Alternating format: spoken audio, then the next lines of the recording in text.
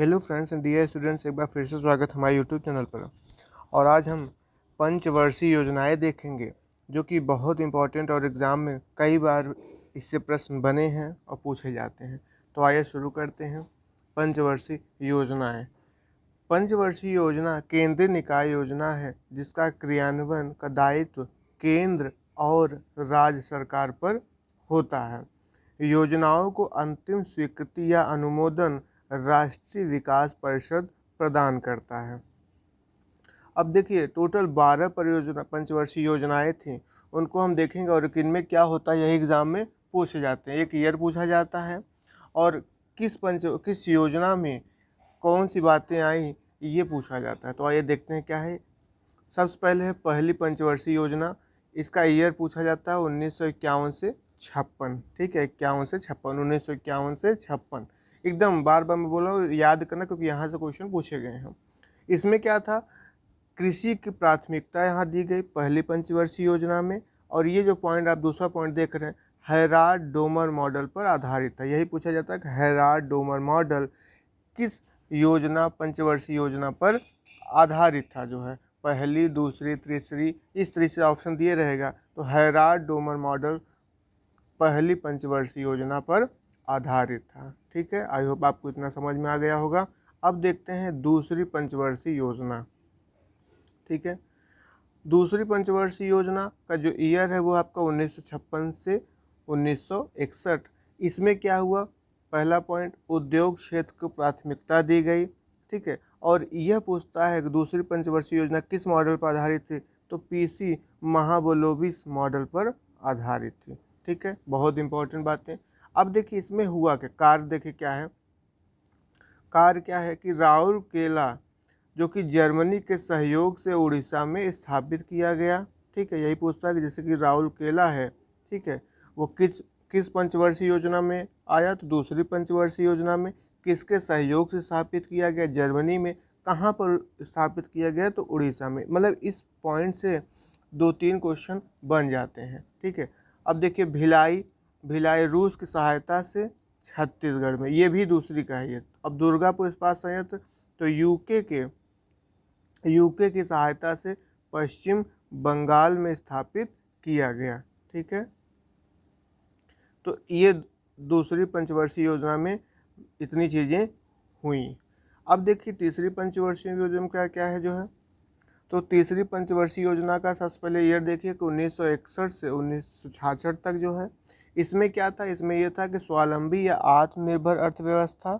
ठीक है, और ये किसके मॉडल पर आधारित था, तो जॉन सैंडी और सुखमय चक्रवर्ती मॉडल। ठीक है, और अब देखिए और क्या पॉइंट इसमें, सर्वाधिक असफल योजना तृतीय योजना को माना जाता है। रीज़न क्या है, रीज़न ये है कि जिसका मुख्य कारण भारत चीन युद्ध जो कि 1962 में, भारत पाक युद्ध 1965 में तथा भयंकर सूखा था। ठीक है, इसलिए बहुत ज़्यादा सक्सेस नहीं हो पाया जो है।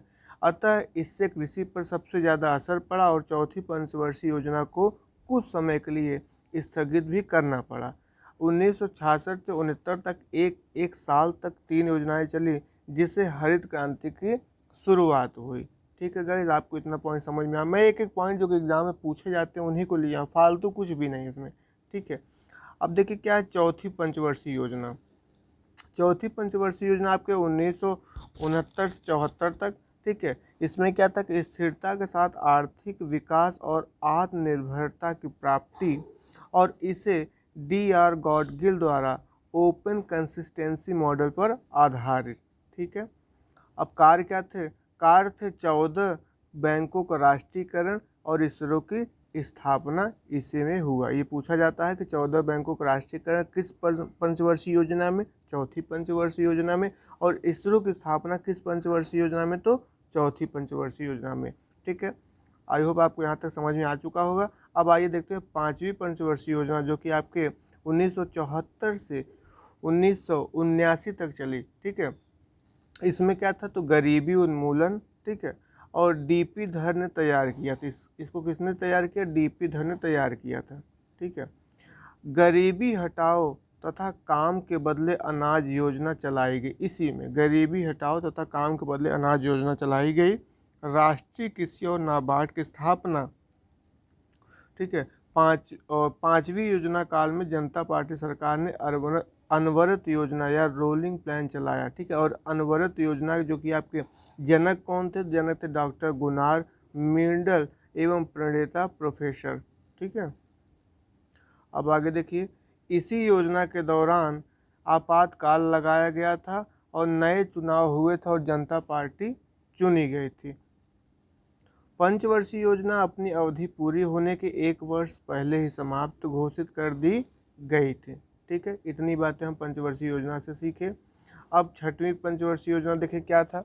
1980 से 1985 तक, इनमें भी गरीबी उन्मूलन, ठीक है। और IRDP, NRF और ये जितने भी ट्रिप्सम हो गया, ये सब जो हो गए, ये सब कार्यक्रम चलाए गए, ठीक है। अब देखिए 7वीं पंचवर्षीय योजना क्या है। 1985 से 90 तक इसका ईयर रहा। इसमें क्या हुआ कि रोजगार सृजन इसका मुद्दा था और रामकृष्ण हैगन ने रूपरेखा तैयार की, ठीक है।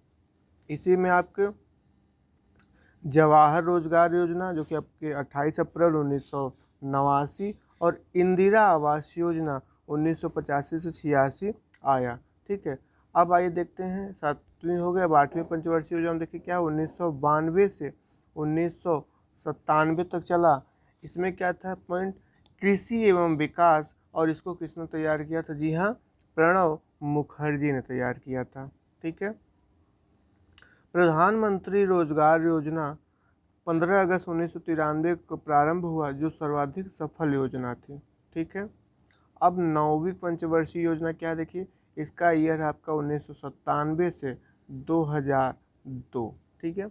और इसमें मुद्दा क्या था? न्यायपूर्ण वितरण एवं समानता, ठीक है। अब 10वीं पंचवर्षीय योजना, इसका ईयर क्या है? 2002 से 2007, सामाजिक न्याय एवं समानता, ये 10वीं पंचवर्षीय योजना में थी। 11वीं में देखते हैं क्या है।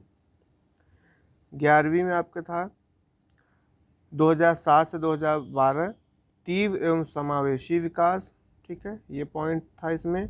और 12वीं जो कि आपका लास्ट है 2012 से 2017 त्वरित समावेशी विकास, और विकास दर यहाँ पर 8% लक्ष्य निर्धारित हुआ, ठीक है। आई होप आपको समझ में आ गया होगा, ठीक है। इसको 1 से 2 बार देख लीजिए क्योंकि यहाँ से क्वेश्चन पूछे जाते हैं, ठीक है। अगर अच्छा लगा हो तो लाइक ज़रूर करिएगा। मिलते हैं नेक्स्ट वीडियो में, तब तक के लिए थैंक यू सो मच।